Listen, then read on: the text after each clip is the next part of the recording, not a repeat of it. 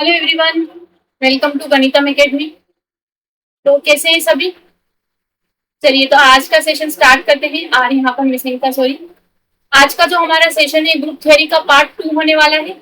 हमने ये जो सीरीज स्टार्ट करी है, ये सीरीज हमारी हायर मैथमेटिक्स की जितनी भी एग्जाम होती है, चाहे वो CSIR नेट हो, IIT जेम हो, गेट हो, MP सेट जो भी होती है, MH सेट, जितनी भी एग्जाम में जो हमारा हायर मैथमेटिक्स में ग्रुप थ्योरी पूछा जाता है, ये उस एग्जाम के लिए हमारी सीरीज है। हम यहाँ पर ग्रुप थ्योरी डिस्कस करने वाले हैं। लास्ट तक हम बिल्कुल ग्रुप थ्योरी के जाएंगे। जहां पर हमारा साइलो पैकेज चलता है वहां तक हम लास्ट तक जाने वाले हैं, ठीक है। तो सेशंस की लेंथ हमने छोटी ही रखी है, बिकॉज ज्यादा लंबा सेशन स्टूडेंट्स देखते नहीं है, दैट्स व्हाई छोटा सेशन रखेंगे ना। छोटे छोटे सेशन में क्या है, हम ग्रुप थ्योरी को अच्छे से डिटेल में पढ़ेंगे। तो आज का सेशन हमारा मेनली टारगेट करता है अबेलियन ग्रुप को और कुछ अबेलियन ग्रुप के वेरी वेरी इंपॉर्टेंट एग्जांपल्स और साथ ही साथ उसकी कुछ प्रॉपर्टी। कल के सेशन में हमने क्या पढ़ा था, एक बिल्कुल छोटा सा रिवीजन कर लेते हैं। कल हमने पढ़ा था बाइनरी ऑपरेशन, बिल्कुल बेसिक से कि बाइनरी ऑपरेशन क्या होता है। उसके बाद जब हम सेट के साथ एक बाइनरी ऑपरेशन को लगाना शुरू कर देते हैं तो वो क्या क्या बनना शुरू होता है।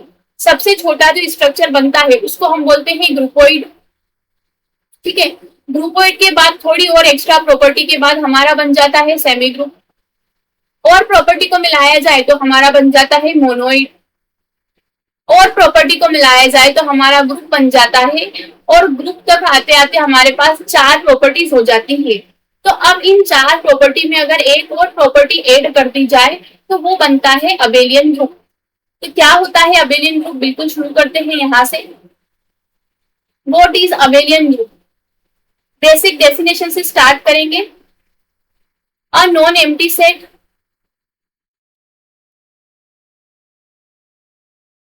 a non-empty set G with binary operation star. अच्छा, मुझे यहाँ स्टार नहीं बनाना चाहिए, ओके, बिकॉज हम यहाँ पर स्टार को एज अ बाइनरी ऑपरेशन ले रहे हैं। तो non empty set G with a binary operation star is said to be a group if it satisfy following axiom। क्या क्या ऑक्सियम है? सबसे पहला, क्लोजर प्रॉपर्टी होनी चाहिए। मीन्स क्लोजर प्रॉपर्टी का मतलब क्या है? For all A comma B belongs to जी।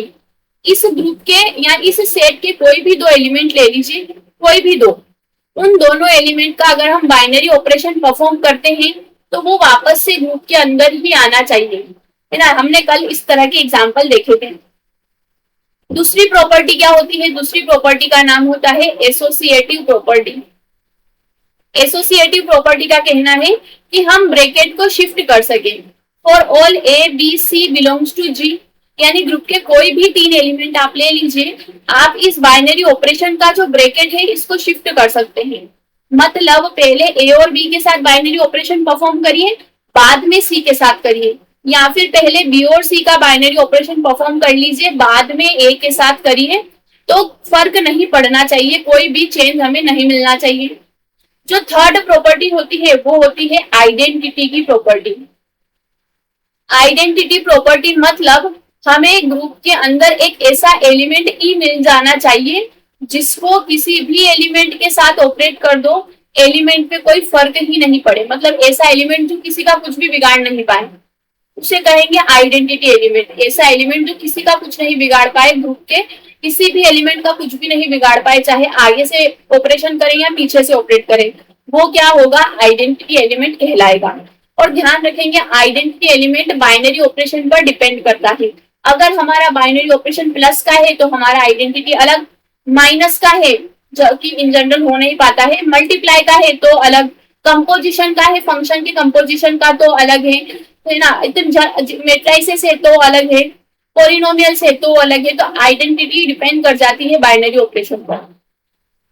चौथी प्रॉपर्टी होती है इनवर्स की प्रॉपर्टी। इनवर्स का मतलब होता है उल्टा, है ना। हर एक एलिमेंट, चाहे मैं कोई सा भी एलिमेंट ग्रुप का लूं, उसके लिए एग्जिस्ट करना चाहिए एक ऐसा एलिमेंट ए इनवर्स, है ना। सिर पे -1 मतलब इनवर्स कहा जाता है। ए इनवर्स एक ऐसा एलिमेंट एग्जिस्ट करना चाहिए और एक ही करना चाहिए, है ना। प्रॉपर्टीज होती है, मैं आपको बताऊंगी। Inverse should be unique. Inverse always unique. Inverse क्या होता है, हमेशा यूनिक होता है, चाहे एलिमेंट कैसा भी हो।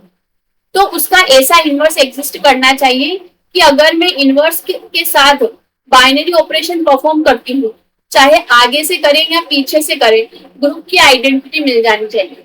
तो ये हमारा क्या होता है, इनवर्स एग्जिस्ट करना होता है। इन 4 प्रॉपर्टी को हम कल पढ़ चुके थे, इन्हें तो ग्रुप कहते हैं।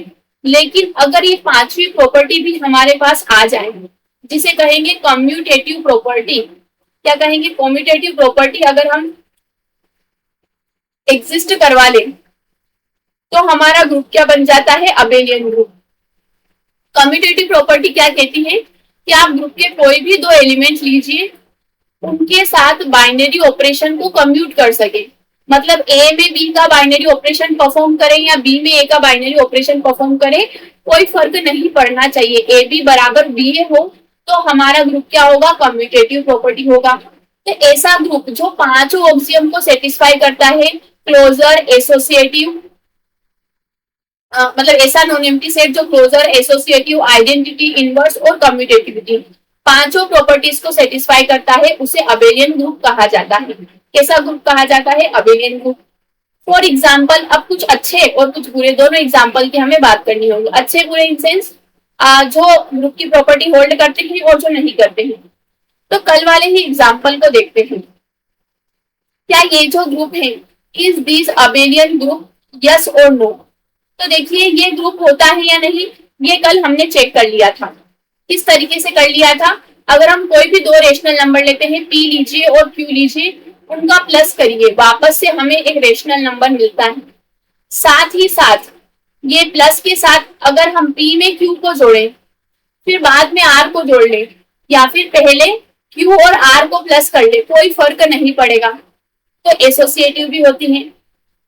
थर्ड प्रॉपर्टी है आइडेंटिटी। हमारे पास 0 ऐसा नंबर होता है कि किसी भी रेशनल नंबर में 0 को प्लस कर दीजिए, रेशनल नंबर पे कोई फर्क नहीं पड़ेगा।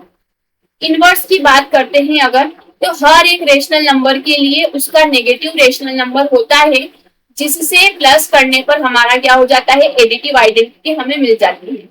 तो हमारी 5th प्रॉपर्टी जो इसको अबेलियन ग्रुप बनाएगी, क्या 2 रेशनल नंबर को आगे से प्लस करें या उल्टा प्लस करें, कोई फर्क पड़ेगा। मैं 1 + 2 करूं या 2 + 1 करूं, 3/7 + 1/3 करूं या 1/3 + 3/7 करूं, क्या मुझे कोई प्रॉब्लम आएगी, क्या रिजल्ट डिफरेंट होगा, नहीं। मतलब ये ग्रुप कम्यूटेटिव प्रॉपर्टी होल्ड करता है विद रिस्पेक्ट टू एडिशन, इसलिए Q प्लस क्या बन जाता है, हमारा अबेलियन ग्रुप बन जाता है।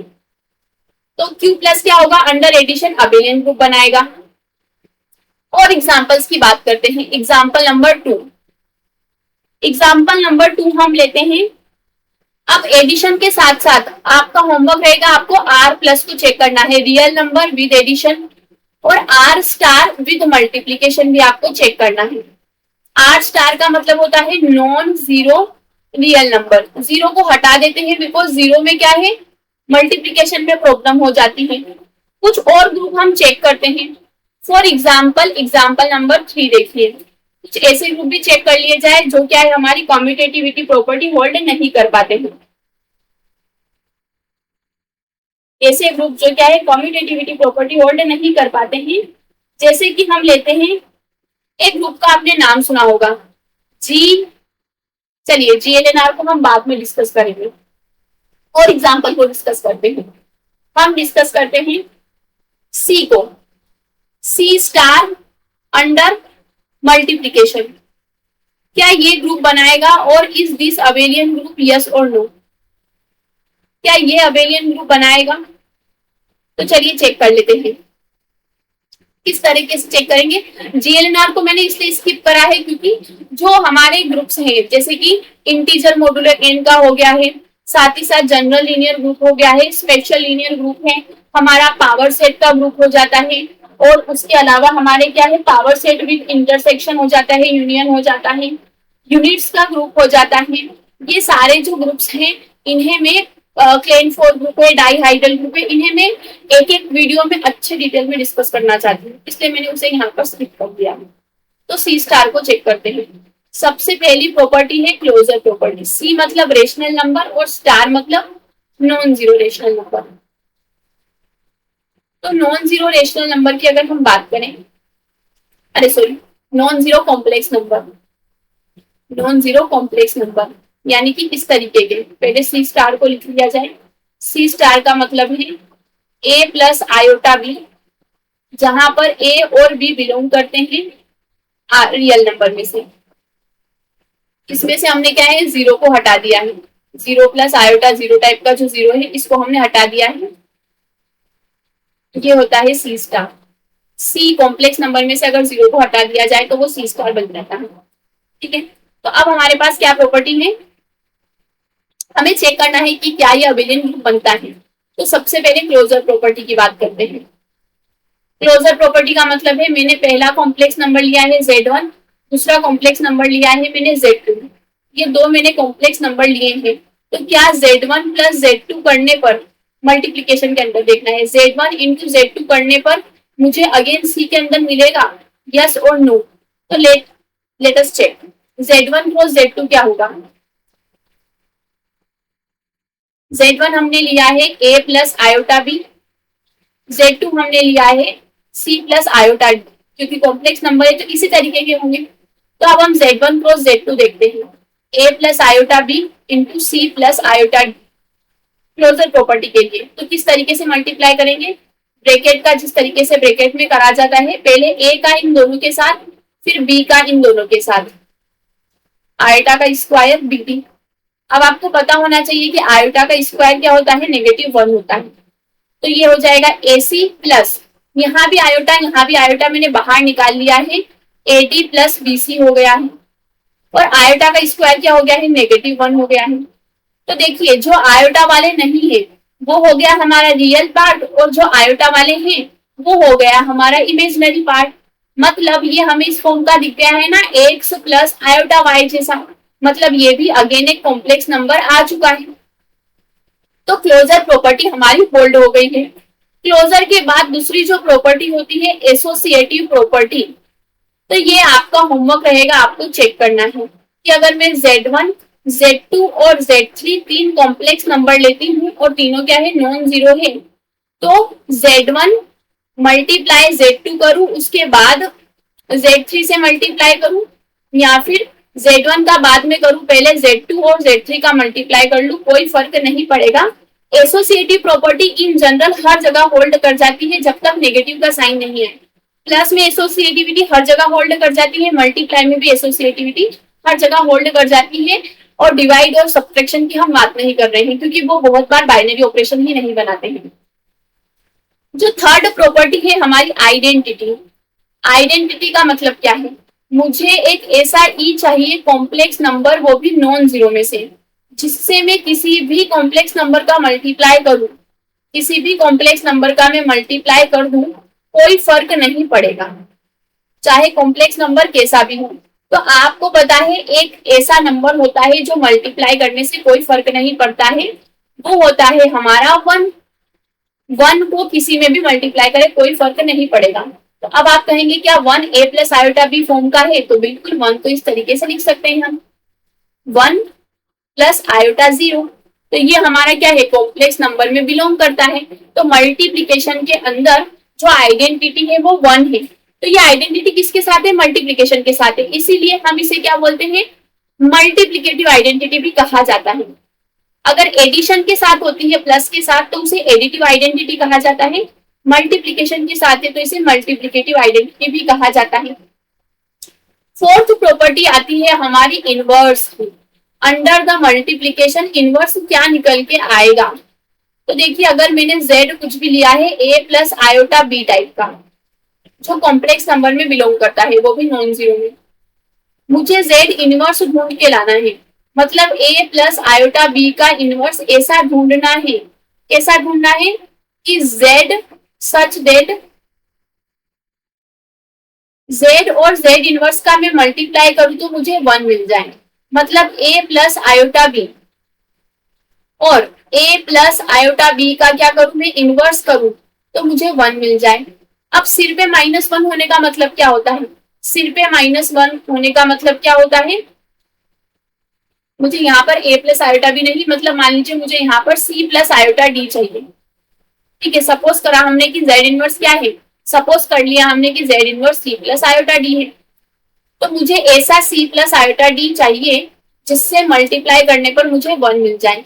तो ऐसा c प्लस आयोटा डी क्या आएगा, मल्टीप्लाई का a प्लस आयोटा भी हम डिवाइड में भेजेंगे।